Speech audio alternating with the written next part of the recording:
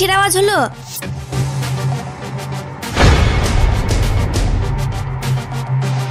কাল লাগেনি নিজের সংসার ভেঙে এখন আমার সংসারে এসেছিস।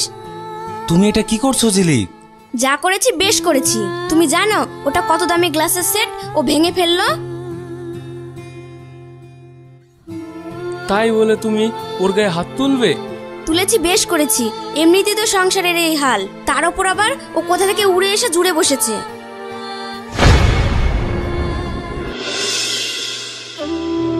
বৌমা, ও বৌমা, ঘরে আছো? কি হলো কি? এত চিৎকার করে বাড়ি মাথায় তুলছেন কেন? বলছিলাম কি, আমার খুব খিদে পেয়েছে, ঘরে কিছু খাবার থাকলে দাও না। খাবার? খাবারটা কোথা থেকে আসবে শুনি? এই তো সংসারের হাল। একজন তো দিন রাত বাড়িতে বসে থাকে, আর একজন কাজের নাম করে দিন শেষে খালি হাতে বাড়ি ফিরে আসে।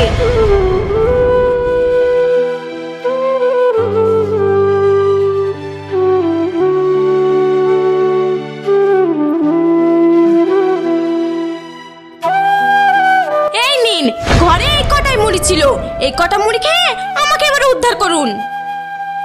আমি কি বা বললাম বৌমা, দুটো খেতে চেয়েছি বলে তুমি আমাকে এইভাবে কথা শোনাচ্ছ।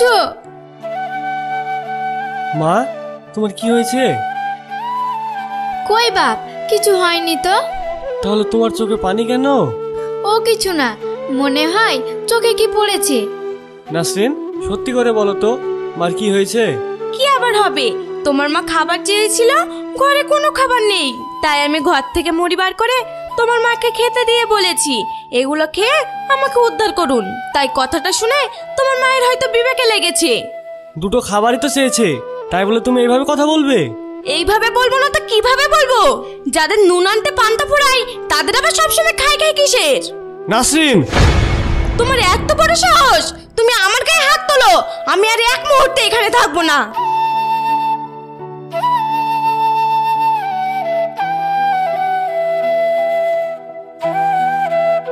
বৌমা, বৌমা দাঁড়াও। দেখুন, আপনাদের কথা শোনার মতো আমার কোনো ইচ্ছা নেই। তুমি ভুল করছো বৌমা, সামান্য একটু ঝামেলার জন্য এই সংসার ছেড়ে চলে যাবে? সামান্য ব্যাপার এটা আপনার সামান্য বলে মনে হয়? দেখো নাসরিন, তুমি ছোট্ট একটা বিষয়কে অনেক বড় ঝামেলার সৃষ্টি করছো। ও, এটা তোমার ছোট্ট ব্যাপার বলে মনে হয়? যে সংসারে নুন আনতে পান্তা ফুরাই আর সংসারের সমস্ত কাজ আমাকেই একা হাতে করতে হয়, রান্না করা, বাসন ধুয়ে, কাপড় কাচা, তার সত্ত্বেও আমি তোমার কাছে কি পাচ্ছি?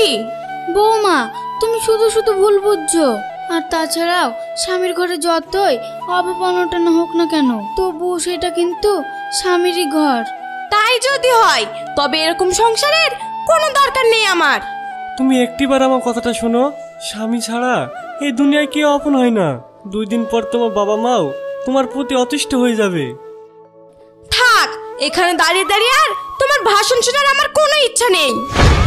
বৌমা, তুমি যেও না বৌমা, আমার কথাটা তো শোনো। বৌমা, ও বৌমা।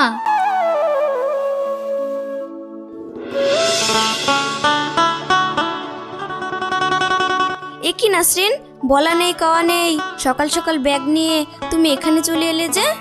মনে হয় নাসরিন কিছুদিনের জন্য এখানে থাকতে এসেছে, কি তাই না রে? না, আমি একেবারের জন্য সুরজকে ছেড়ে চলে এসেছি।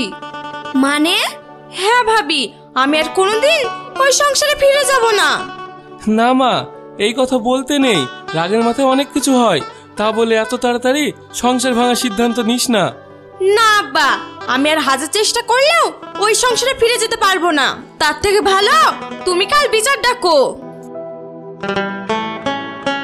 দেখো আব্বা, ও যখন যেতেই রাজি হচ্ছে না, তুমি তখন ওর কথা মতো কাল বিচার ডাকো।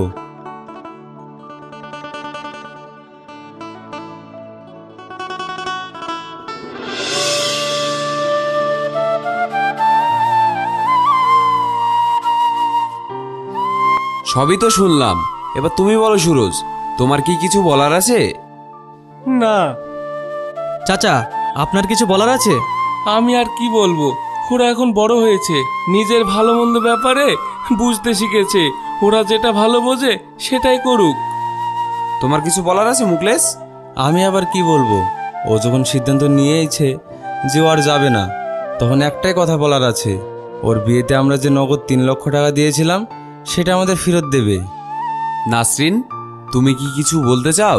আমার একটাই কথা, আমি আর কোনোদিন ওই অভাবে সংসার ফিরে যাব না। তাহলে ওই কথাই রইলো, সবাই তো সব শুনলে। এখানে আমার একটা কথা বলার আছে। সব কথা তো হয়েই গেল, তোমার আবার নতুন করে কি বলার আছে? মুকলেশ থাম। বলো বাবা, তুমি কি বলতে চাও? আপনারা যেসব কথা বললেন সেসব কথা আমি মেনে নিলাম। এমনকি বিয়ের দিনমহর বাবদ 3 লাখ টাকাও ফিরিয়ে দেব। তার সাথে আমি নাসরিনকে আরো 6 মাস সময় দিলাম। 6 মাস সময় দিলাম মানে? হ্যাঁ, 6 মাস সময়। দেখো নাসরিন, এক সংসারে থাকতে হলে সংসারে ঝামেলা, মারামারি, মান অভিমান সব কিছু হয়। তুমি আসলে আমার উপর রেগে আছো, তাই রাগের মাথায় এত বড় সিদ্ধান্ত নিচ্ছ। আমি চাই তুমি 6 মাস এখানেই থাকো। থাকার পর তোমার যদি মন না চায় তাহলে তুমি এখানেই থেকো, আর যদি নিজের ভুলটা বুঝতে পারো তাহলে আবার আমার কাছে ফিরে এসো। হ্যাঁ বৌমা, যদি তোমার মনে হয় 6 মাস পরে যে তুমি আর কখনোই ওই সংসারে ফিরে যেতে পারবে না, তাহলে 6 মাস পর তোমার দিনমোহর বাবদ 3 লক্ষ টাকা আমরা ফেরত দিয়ে যাব। বেশ, তাহলে যখন বলছো তখন এই নাসরিনের নিজের ভুলটা বুঝতে দেওয়ার জন্য 6 মাস সময় দেওয়া হলো।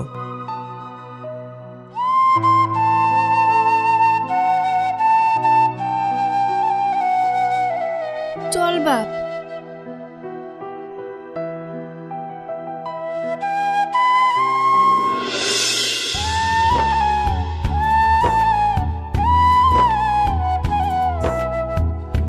এতক্ষণে মহারানীর ঘুম ভাঙলো তাহলে? কেন ভাবি, কিছু বলছো? বলবো কি, যাও গিয়ে উঠানটা ঝাড় দিয়ে বাসন কটা মেজে রান্নাঘরে আসো। ঠিক আছে ভাবি।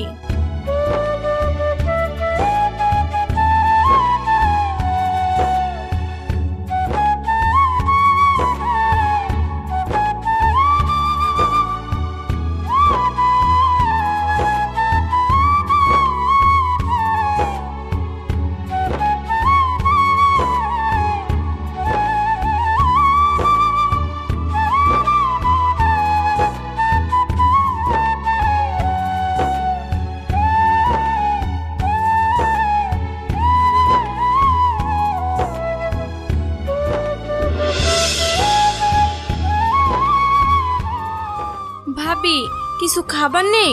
আমার খুব খিদে পেয়েছে। আছে তো, দেখো গা রান্নাঘরে সকালকার 2টো বাসি রুটি আছে, ওগুলো গিয়ে খেয়ে নাও। ঠিক আছে ভাবি।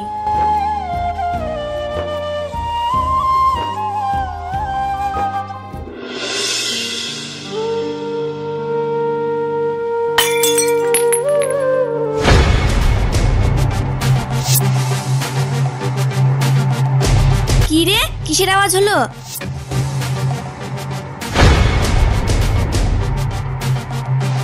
কাল লাগেনি, নিজের সংসার ভেঙে এখন আমার সংসারে এসেছিস। তুমি এটা কি করছো ঝিলিক? যা করেছি বেশ করেছি। তুমি জানো ওটা কত দামি গ্লাসের সেট ও ভেঙে ফেললো? তাই বলে তুমি ওর গায়ে হাত তুলবে? তুলেছি, বেশ করেছি। এমনিতেই তো সংসারের এই হাল, তার উপর আবার ও কোথা থেকে উড়ে এসে জুড়ে বসেছে।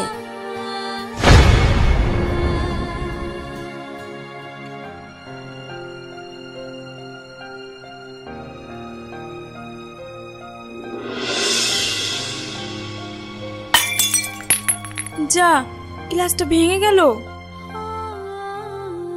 তাতে কি হয়েছে, কাচের জিনিস পড়ে গিয়ে ভেঙে গেছে। তবুও ও নিয়ে তুমি মন খারাপ করো না বৌমা। আর তাছাড়াও ভাঙা গড়া নিয়েই তো সংসার। হ্যাঁ, মা ঠিক বলেছে। ও নিয়ে আর তুমি মন খারাপ করো না। দরকার হলে আমি না হয় আর এক সেট গ্লাস কিনে এনে দেবো।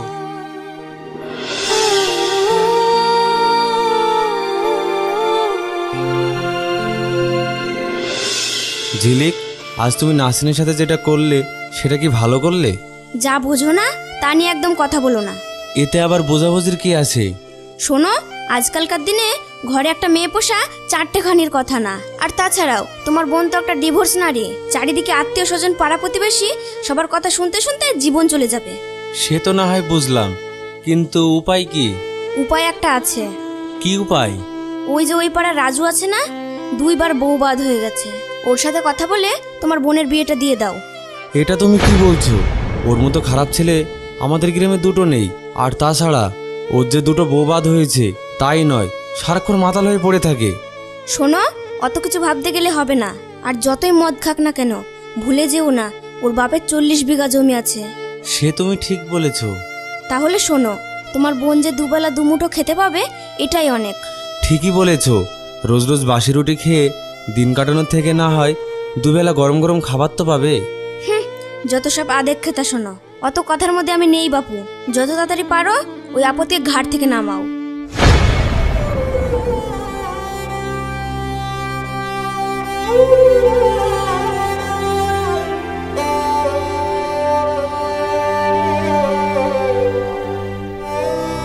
কিরে মা, কি হলো? আমি আর সহ্য করতে পারছি না আব্বা। আমি তোর কষ্টটা বুঝি মা, কিন্তু কি আর করবি বল মা, কপালে যা আছে তাই হবে। আচ্ছা আব্বা, আমি কি তোমার কাছে খুবই বোঝা হয়ে গেছি? একটা মেয়ের বিয়ের পর কার কাছে বোঝা হয় না হয় সেটা আমার জানা নেই, কিন্তু স্বামীর কাছে বোঝা হয় না কখনোই, সেটা আমি জানি। তাহলে এখন আমি কি করব? বাপ হয়ে একটা কথাই বলবো, যে আগামীকাল তোর 6 মাস পূর্ণ হবে। তাই কাল তুই যে সিদ্ধান্তটা সবাইকে জানাবি সেটা আজ ভালোভাবে ঠান্ডা মাথায় ভাবিস।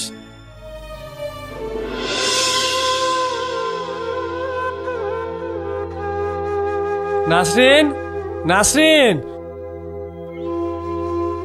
কি হলো বাবা, তুমি ডাকছো? আসলে আজ 6 মাস পূর্ণ হলো তো, তাই এই দিনমোহরের টাকাটা দিতে এলাম আর নাসরিনের শেষ ইচ্ছাটা শুনতে এলাম। বৌমাকে দেখতে পাচ্ছি না, বৌমা কি বাড়িতে নেই? আসলে সেরকম কিছু না, নাসরিন বাড়িতেই আছে, কিন্তু ও আপনাদের সাথে কথা বলতে চায় না। কথা বলতে চাই না? তাহলে আমরা নাসরিনের সিদ্ধান্তটা কি করে জানবো? সিদ্ধান্ত আবার কি? ও তোমাদের সামনে আসতে চাইছে না। এর মানে তো এটাই যে ও আর তোমাদের সঙ্গে ফিরে যাবে না। ও তাই? অত কথা বাড়িয়ে লাভ কি? যেটা দিতে এসেছেন সেটা দিয়ে চলে যান। ঠিকই বলেছেন, এই নিন। সুরজ, বৌমা কি আর একটিবার আমাদের সাথে দেখা করবে না? না মা, হয়তো আমাদেরই কোথাও বুঝতে ভুল হয়েছিল। সুরজ! নাসরিন, তুমি? হ্যাঁ আমি। আমাকে তোমাদের সাথে নিয়ে যাবে না? এটা তুই কি বলছিস নাসরিন? তোর কি মাথা খারাপ হয়ে গেল নাকি? না ভাবি, আমার মাথা খারাপ হয়নি।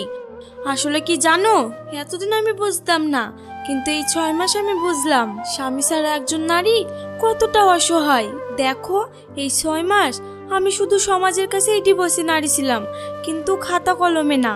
তা সত্ত্বেও কতই না লাঞ্ছিত হতে হলো আমাকে। এইটুকু বোঝার জন্যই আমি তোমাকে 6 মাস সময় দিয়েছিলাম। তুমি যে তোমার ভুলটা বুঝতে পেরেছো, এটা ভেবে আমি অনেক খুশি। সবে যখন বুঝতে পেরেছো, তাহলে আমাকে তোমাদের সাথে নিয়ে যাবে না? কেন নিয়ে যাব না? তোমাকে নিয়ে যাওয়ার জন্যই তো আমরা এখানে এসেছি। তুমি ছাড়া খুব শূন্য এই সংসার। চলো আবার ফিরে গিয়ে আমাদের এই শূন্য সংসারটিকে সুখ দুঃখ দিয়ে ভরিয়ে তুলবে।